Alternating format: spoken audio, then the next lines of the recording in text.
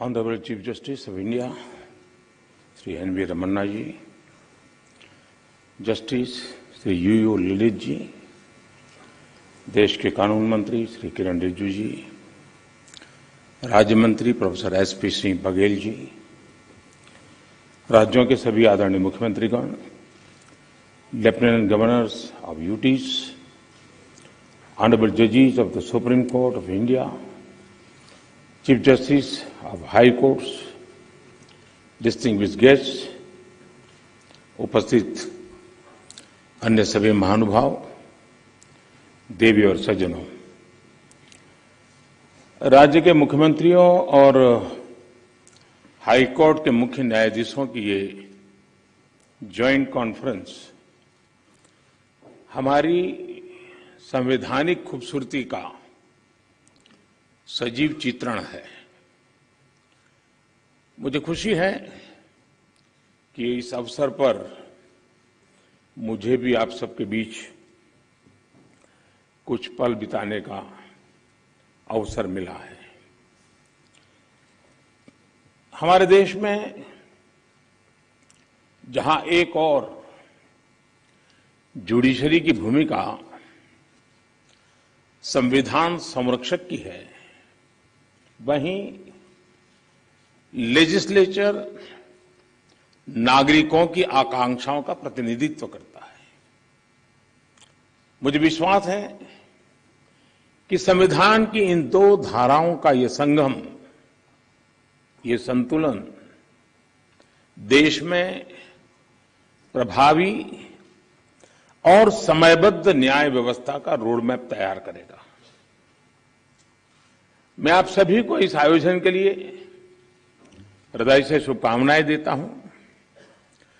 साथियों, मुख्यमंत्रियों और मुख्य न्यायाधीशों की ज्वाइंट कॉन्फ्रेंस पहले भी होती आई है और उनसे हमेशा देश के लिए कुछ न कुछ नए विचार भी निकले हैं।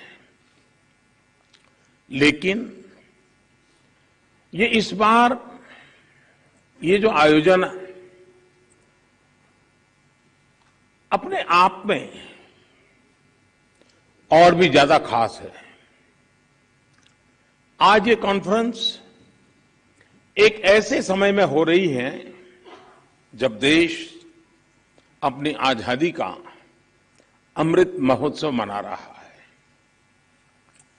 आजादी के इन 75 सालों ने जुडिशरी और एग्जीक्यूटिव दोनों के ही रोल्स और रिस्पांसिबिलिटीज को निरंतर स्पष्ट किया है। जहां जब भी जरूरी हुआ, देश को दिशा देने के लिए ये रिलेशन लगातार इवॉल्व हुआ है। आज आजादी के अमृत महोत्सव में जब देश नए अमृत संकल्प ले रहा है, नए सपने देख रहा है, तो हमें भी भविष्य की तरफ देखना होगा।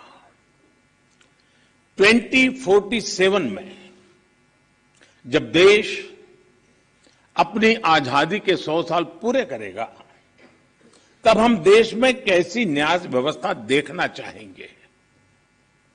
हम किस तरह अपने जुडिशियल सिस्टम को इतना समर्थ बनाएं कि वो 2047 के भारत की आकांक्षाओं को पूरा कर सके, उन पर खरा उतर सके।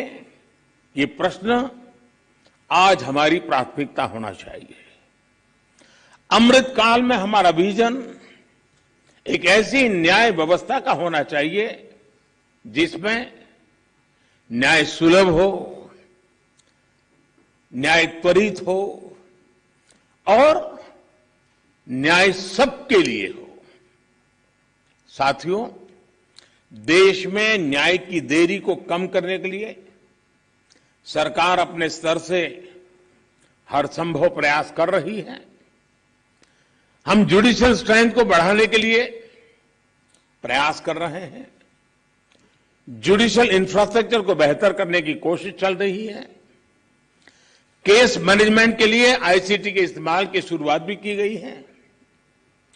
सबऑर्डिनेट कोर्ट्स और डिस्ट्रिक्ट कोर्ट से लेकर हाई कोर्ट तक वैकेंसीज को भरने के लिए भी प्रयास हो रहे हैं।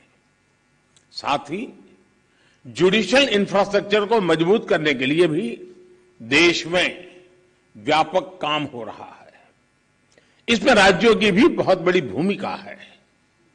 साथियों, आज पूरी दुनिया में नागरिकों के अधिकार के लिए, उनके सशक्तिकरण के लिए टेक्नोलॉजी एक इंपॉर्टेंट टूल बन चुकी है। हमारे जुडिशियल सिस्टम में भी टेक्नोलॉजी की संभावनाओं से आप सब परिचित हैं। हमारे ऑनरेबल जजेस समय समय पर इस विषय को आगे भी बढ़ाते रहे हैं।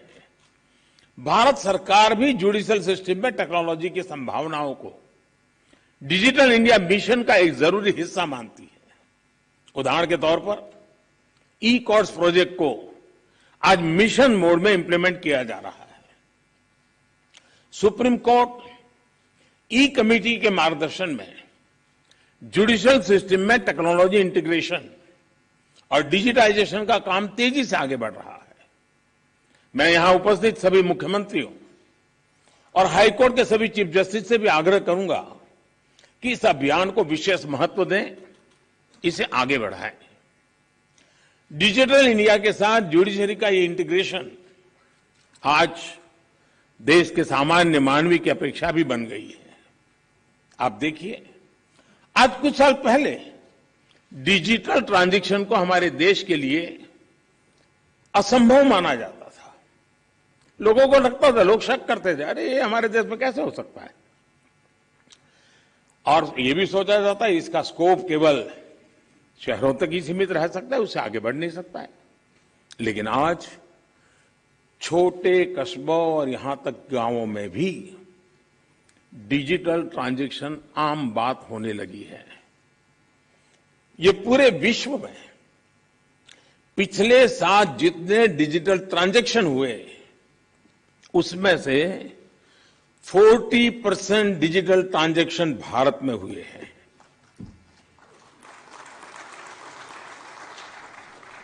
सरकार से जुड़ी वो सेवाएं जिनके लिए पहले नागरिकों को महीनों ऑफिस के चक्कर काटने पड़ते थे, वो अब मोबाइल पर अवेलेबल हो रही है। ऐसे में स्वाभाविक है जिस नागरिक को सेवाएं और सुविधाएं ऑनलाइन उपलब्ध हो रही हैं, वो न्याय के अधिकार को लेकर भी वैसे ही अपेक्षाएं करेगा। साथियों, आज जब हम टेक्नोलॉजी और फ्यूचरिस्टिक अप्रोच की बात कर रहे हैं, तो इसका एक important aspect tech friendly human resources भी है। टेक्नोलॉजी आज युवाओं के जीवन का स्वाभाविक हिस्सा है। यह हमें सुनिश्चित करना है कि युवाओं की एक्सपर्टाइज, उनकी प्रोफेशनल स्ट्रेंथ कैसे बने। आजकल कई देशों में लॉ यूनिवर्सिटीज में blockchains, electronic discovery, cyber security, robotics, artificial intelligence और बायो एथिक्स जैसे विषय पढ़ाए जा रहे हैं। हमारे देश में भी legal education in international standard के मुताबिक हो, यह हम सबकी जिम्मेदारी है। इसके लिए हमें मिलकर प्रयास करने होंगे। साथियों, हमारे शास्त्रों में कहा गया है, न्यायमूलम सुराज्यम स्यात्, अर्थात किसी भी देश में सुराज का आधार न्याय होता है। इसलिए न्याय जनता से जुड़ा होना चाहिए, जनता की भाषा में होना चाहिए। जब तक न्याय के आधार को सामान्य मानवी नहीं समझता, उसके लिए न्याय और राजकीय आदेश में बहुत फर्क नहीं होता है। मैं इन दिनों सरकार में एक विषय पे थोड़ा दिमाग खपा रहा हूं।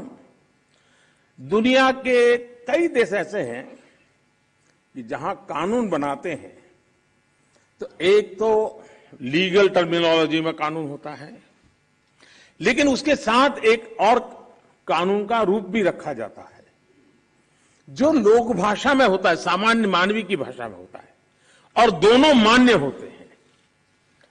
और उसके कारण सामान्य मानवी को कानूनी चीजों को समझने में न्याय के दरवाजे खटखटाने की जरूरत नहीं पड़ती है। हम कोशिश कर रहे हैं कि आने वाले दिनों में हमारे देश में भी कानून एक पूरी तरह लीगल टर्मिनोलॉजी हो, लेकिन साथ साथ वही बात सामान्य व्यक्ति की समझ में आए उस भाषा में, और वो भी दोनों एक साथ असेंबली में या पार्लियामेंट में पारित हो, ताकि आगे चल करके सामान्य मानवी उसके आधार पर अपनी बात रख सकता है। दुनिया के कई देशों में ये परंपरा है। अभी मैंने एक टोली बनाई है, वो उसका अध्ययन कर रही है। साथियों, हमारे देश में आज भी हाई कोर्ट्स और सुप्रीम कोर्ट की सारी कार्यवाही इंग्लिश में होती है, और मुझे अच्छा लगा सीजेआई ने स्वयं ने इस विषय को स्पर्श किया।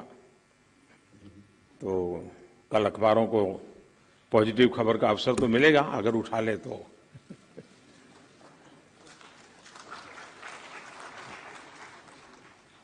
लेकिन उसके लिए बहुत इंतजार करना पड़ेगा। साथियों, एक बड़ी आबादी को न्यायिक प्रक्रिया से लेकर फैसलों तक को समझना मुश्किल होता है। हमें इस व्यवस्था को सरल और आम जनता के लिए ग्राह्य बनाने की जरूरत है। हमें कोर्ट्स में स्थानीय भाषाओं को प्रोत्साहन देने की जरूरत है। इससे देश के सामान्य नागरिकों का न्याय प्रणाली में भरोसा बढ़ेगा, वो उससे जुड़ा हुआ महसूस करेगा। अब इन समय हम एक कोशिश कर रहे हैं कि टेक्निकल एजुकेशन और मेडिकल एजुकेशन मातृभाषा में क्यों नहीं होना चाहिए।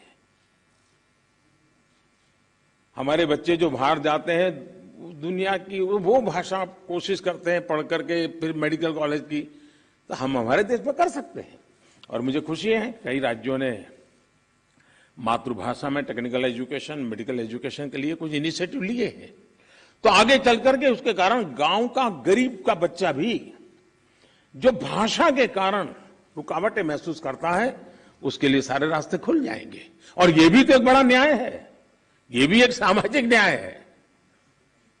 सामाजिक न्याय के लिए न्यायपालिका के तराजू तक जाने की जरूरत नहीं होती है। सामाजिक न्याय के लिए कभी भाषा भी बहुत बड़ा कारण बन सकती है। साथियों, एक गंभीर विषय सामान्य आदमी के लिए कानून की पेचीदगियां भी है। 2015 में हमने करीब 1800 ऐसे कानूनों को चिन्हित किया था जो अप्रासंगिक हो चुके थे। इनमें से जो केंद्र के कानून थे, ऐसे 1450 कानूनों को, 1450 कानूनों को हमने खत्म किया। लेकिन राज्यों की तरफ से केवल 75 कानून ही खत्म किए गए हैं।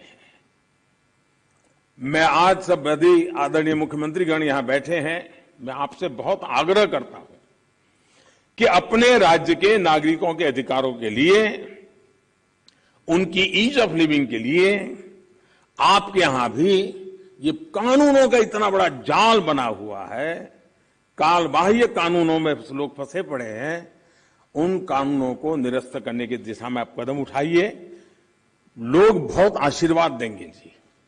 साथियों, न्यायिक सुधार केवल एक नीतिगत विषय या पॉलिसी मैटर ही नहीं है। देश में लंबित करोड़ों केसेस के लिए पॉलिसी से लेकर टेक्नोलॉजी तक हर संभव प्रयास देश में हो रहे हैं, और हमने बार बार इसकी चर्चा भी की है। इस कॉन्फ्रेंस में भी आप सब एक्सपर्ट्स इस विषय पर विस्तार से बात करेंगे ही, ये मुझे पर विश्वास है। और मैं शायद बहुत लंबे अरसे तक इस मीटिंग में बैठा हुआ हूं। शायद जजीज को ऐसी मीटिंग में आने का जितना अवसर मिला होगा उससे ज्यादा मुझे मिला है, क्योंकि मैं कई वर्षों तक मुख्यमंत्री के रूप में इस कॉन्फ्रेंस में आता रहता था। अब यहां बैठना मौका आ गया है तो यहां से आता रहता हूं। तो एक प्रकार से मैं इस महफिल में सीनियर हूं।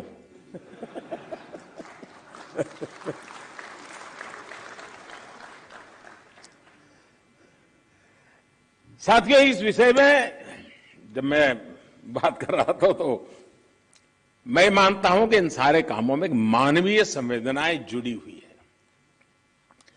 मानवीय संवेदनाओं को भी हमें केंद्र में रखना ही होगा। आज देश में करीब 3.5 लाख प्रिजनर्स ऐसे हैं जो अंडर ट्रायल है और जेल में है। इनमें से अधिकांश लोग गरीब या सामान्य परिवारों से। हर जिले में डिस्ट्रिक्ट जज की अध्यक्षता में एक कमेटी होती है ताकि इन केसेस की समीक्षा हो सके। जहां संभव हो बेल पर उन्हें रिहा किया जा सके।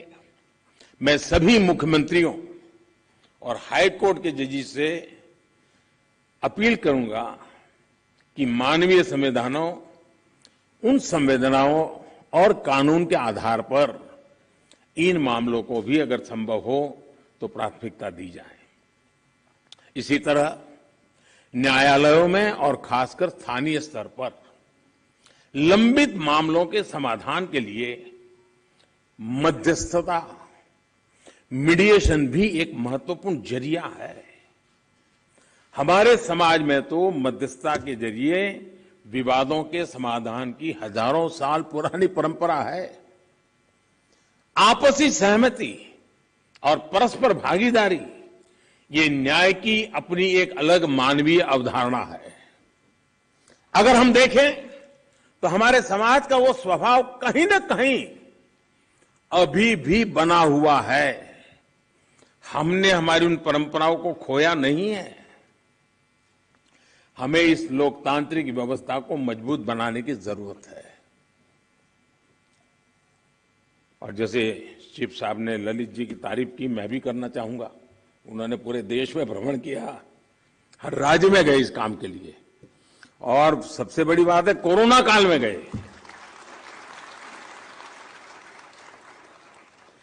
साथियों, मामलों का कम समय में समाधान भी होता है, न्यायालयों का बोझ भी कम होता है और सोशल फैब्रिक भी सुरक्षित रहता है। हमने इसी सोच के साथ संसद में मीडिएशन बिल को भी एक अम्ब्रेला लेजिस्लेशन के रूप में भी पेश किया है।